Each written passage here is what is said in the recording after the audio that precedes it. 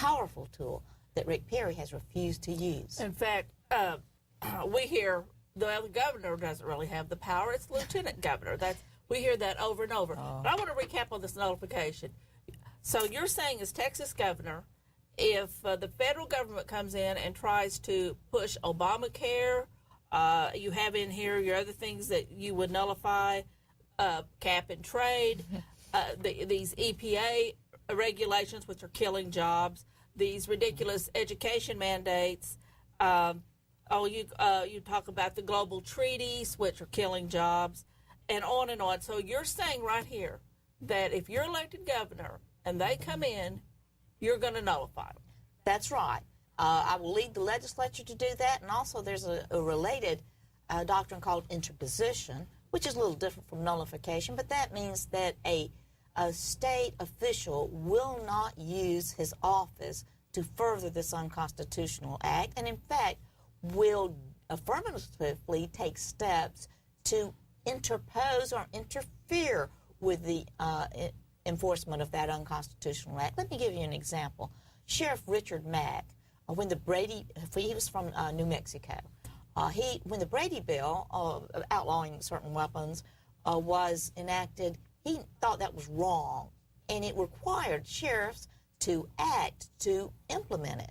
Many of these federal laws do require the states to participate to enforce it because they have no enforcement mechanism themselves. They have no teeth. It takes the state to give it teeth. And Richard Mack said, I'm going to the Supreme Court on this because I'm not going to do it. He did go. He did win. The Supreme Court has said that the states do not have to cooperate. That's not their job. Now, Richard Mack says if he had to do it over again, he wouldn't bring a lawsuit and take the chance that it might not go his way. He just wouldn't do it. Just say no. And that's what we need to do with these EPA regulations and all the other things that require our participation to make it work. Just don't do it. From top to bottom, from sheriff, which is a very important function in any free society, the sheriff is the key law enforcement official. From sheriff up to governor, just don't do it. Many times, it'll just go away, fade away right there. I mean, what could the federal government do if the great state of Texas says, on Obamacare? We're not doing it. We're not forming death panels. Yeah. Well, that is true because Obamacare requires the states to set up these pools that people are supposed to go to get their health services. Well, just tell them, we're not going to do it. We're not going to set up a pool. We're not going to participate. And if we opt out, even if other states don't, we can control what happens in Texas. But I think other states will follow our lead because Texas has always been a leader. It's just disgraceful to me that other states are doing nullification right and left. But Texas?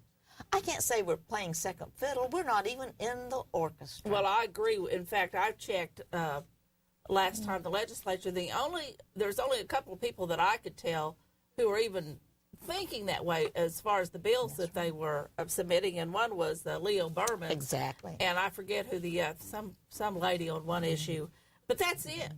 You know, that's ridiculous. And no leadership at the top. We have 181 sitting in the representatives and 31 Texas senators. 31, yes. And there was nothing. It was horrible. I couldn't believe it. In fact, my own state senator, Dan Patrick, whom I have a lot of respect for in many ways, recently said, nullification? There's no such thing. It's not in the Constitution. Well, read your 10th Amendment, Dan. Yes, it is. Nullification is the 9th and 10th Amendment. Here is the Constitution. Pick it up and read it. It qualifies what rights the federal government has. And it's like 16. I believe it's 16. Isn't that correct? You're the lawyer. But anyway, I believe that's right. And then everything else is given to the states or the people. Read it for yourself.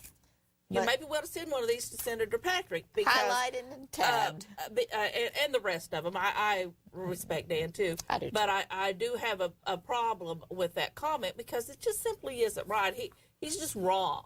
There is a 9th and 10th Amendment. Read your history. Now, that I do know. Yes. And history's replete with states saying, we're not going to do it. That's true.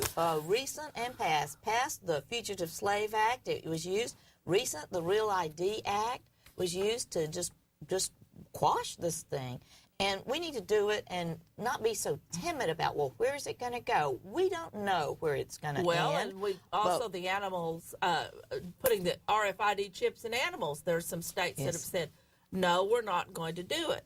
Well, all right, let me play the devil's advocate. All right. Well, if we don't do it, the federal government will spank us and take money away from us, and we're so dependent on our money from the federal nanny state. What would we do? This is an overall theme of mine, a principle that we need to get away from reliance on Washington, independence on Washington. We need to act like a sovereign state and make our own decisions and pay for what we want. Not look to Washington for any monies and not or permission, and not accept any direction or control from them in these areas in which we are sovereign. I think the question is not who's going to allow us to do this, but who's going to stop us. Well, now, the only thing I can say in reading these websites on this issue is Rick Perry has made the statement that we have a 9th and 10th Amendment. He knows we have one, and that if the federal government gets too uppity, we just might secede. Well, comment? I think we are not anywhere near the time when it would be appropriate or responsible to even mention secession. I'm from Georgia. Well, we're not finished with the last secession we had there yet. Absolutely. And neither are we in Texas, by the way. And that's just irresponsible talk, because what we want and what we need, we can get through our Constitution if we just observe it and insist on it. So that's Tea Party talk from Rick Perry. Yes. Because that's all there is in this website. I mean, he is not standing up, nor is Bill White saying, okay, federal government, enough. I will not allow these things to happen. Yeah. Well, try 10th Amendment sovereignty I'll call a special session in the legislature. Exactly. Can fish or cut bait, right? And if they don't do it the first time, well, we'll call another special session. Again and again and again. It's like detention hall. If you don't get your homework done during the regular class hours, you're going to sit your butt here in this chair until we get it done. Okay, in order for us to be able to tell the federal government to go hang, we have to, of course, control our own economy better, and our taxes and our spending.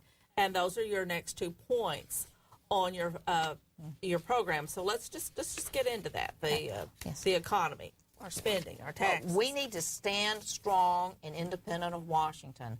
In order to be strong, we need to be strong, independent financially and economically, as well as all other ways. And to do this, because the times are hard and they're going to get tougher, we need to get our fiscal house in order, restore fiscal sanity.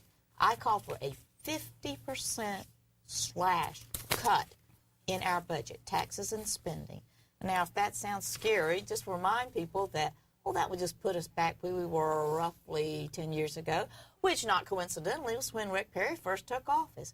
That just demonstrates how much our spending, our budget has exploded. He's doubled our spending, is what you're saying. Yes, roughly, under the supposedly conservative Republican leadership. Now, I can do this by many ways.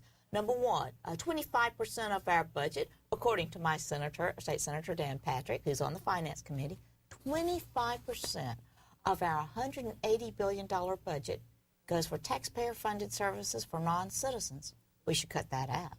We should eliminate property taxes and franchise tax, which acts as an unconstitutional income tax on small business owners like myself. And we should opt out of Medicaid. Medicaid is another 25% plus of our budget. We couldn't afford that before Obamacare, and we sure can't now, because Obamacare has expanded our liability under Medicaid by 75%.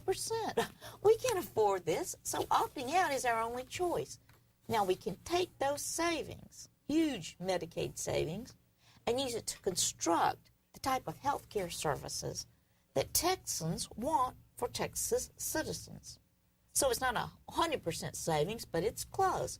Bottom line, we'll end up with better services at a lower cost.